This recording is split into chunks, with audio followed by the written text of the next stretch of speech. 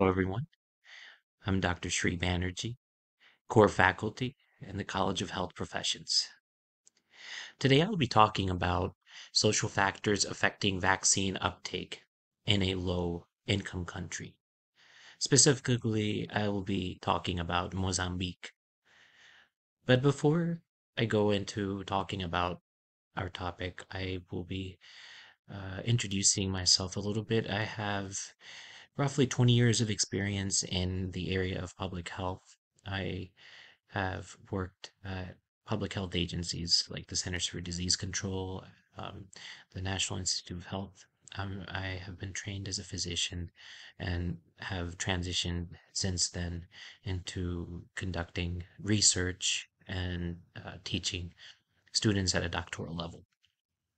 So, thank you for having me at the Global Health Summit. And here I am presenting about vaccine uptake. And this is a really important topic at this juncture while we're fighting a pandemic. And a lot of the success in fighting this pandemic has to do with successful vaccine uptake, not only within the United States, but in much of the much of the world, including low and middle income countries. And a lot of this vaccine uptake has to do with understanding some of the factors that go into vaccine uptake or hesitancy. So while we're not talking about COVID here, I think it is important to take that into context.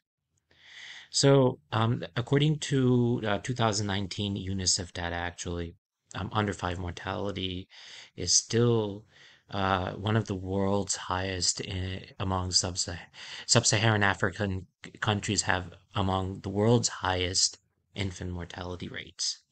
And so this now begs the question as to what are some important areas that we can try to decrease infant mortality, even though it has gone down in the last decade, but we still have a lot of progress to make in this area, especially in this region. So within Mozambique, we were looking for ways to understand this problem and understand it in the context of social factors. So one area we wanted to better understand this is in health literacy. Now, literacy is a very important factor. A lot of uh, recent literature has shown that literacy has more community level contextual factors to keep in mind and take into account rather than individual factors. And this is why we actually took up a community approach and tried to understand geographic variables that may be taking and playing a role in addition to literacy. So before we talk about too much literacy, let's talk about the distribution of poverty within the country of Mozambique. And so if you look here, then you'll see that there's actually three areas over here where there's areas of poverty. Especially specific areas of poverty. So the darker areas, those are the areas where multidimensional poverties are, but multidimensional poverty is uh, most prevalent. And this is based on 10 indicators that are predefined. They include dimensions not only in education, but health and living standards. So this is a good index. If you're doing research, this is a good index to be looking into to understand this. So as you can see, some of the northern areas of Mozambique in Figure 2 have more poverty. So this will become important later on as we look at the findings that we had here. So all of the respondents were over the age of 15 and were female and had children. So we wanted to see if there was full coverage of diphtheria, pertussis, and tetanus, DPT, and wanted to see, therefore, if all three immunizations were completed. And so we did take stock of how many people took three versus two versus one. So, if you look at this triangle, this is something that is characteristic of a lot of the research that I conduct. And here you can see that the dependent outcome variable that we were looking for is uh, diphtheria, pertussis, tetanus, DPT, vaccination uptake. And so the primary independent predictor variable here was health literacy, and then the effect modifier that we were looking for was urban versus rural residents. And so I personally have a graduate degree in geospatial epidemiology. And so this is a personal interest of mine. And so, um, interestingly, this sort of research, understanding geographical ramifications of certain relationships, shows the need for tailored sort of intervention. So let's see if we find any sort of significant associations with geography. So let's take a look at figure 4 here. And in figure 4, if you look, you'll find that in the areas of Nampula, Titi, and Zambezia, these areas have the lowest rate of diphtheria, pertussis, tetanus uptake.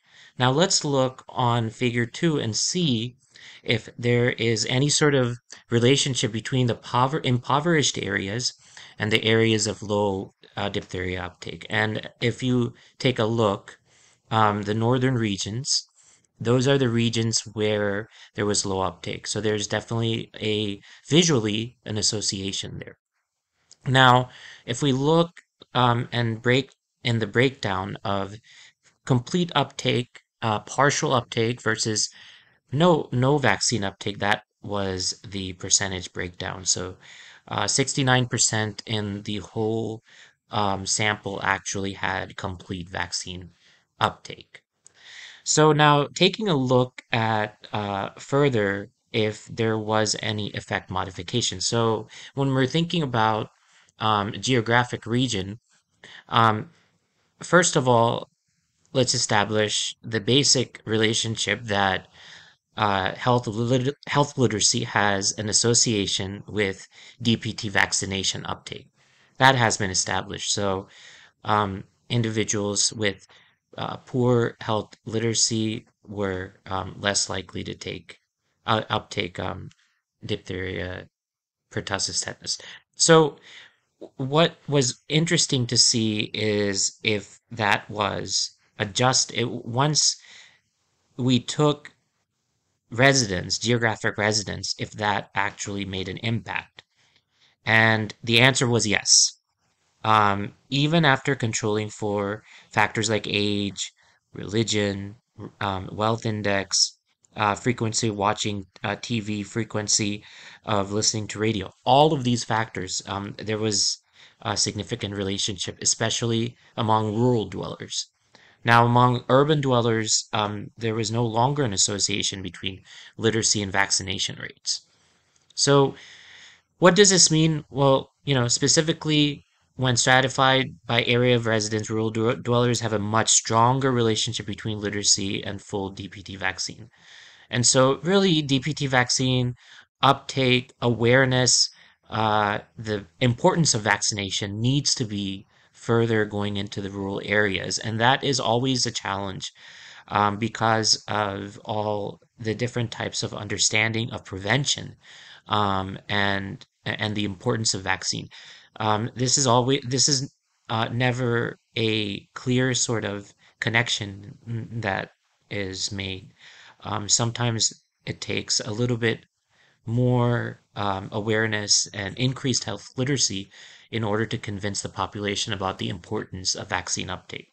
So we can, again, circling back to COVID-19, extrapolate the findings here and try to look for ways that we can increase literacy, whether it's DPT vaccination or COVID-19, and try to look for effective ways using, for instance, this concept map or this social map that has been created in order to understand vaccine uptake intention or some other tool. It's really important so that we can make sure that the whole world as many people can get vaccinated. Thank you for listening.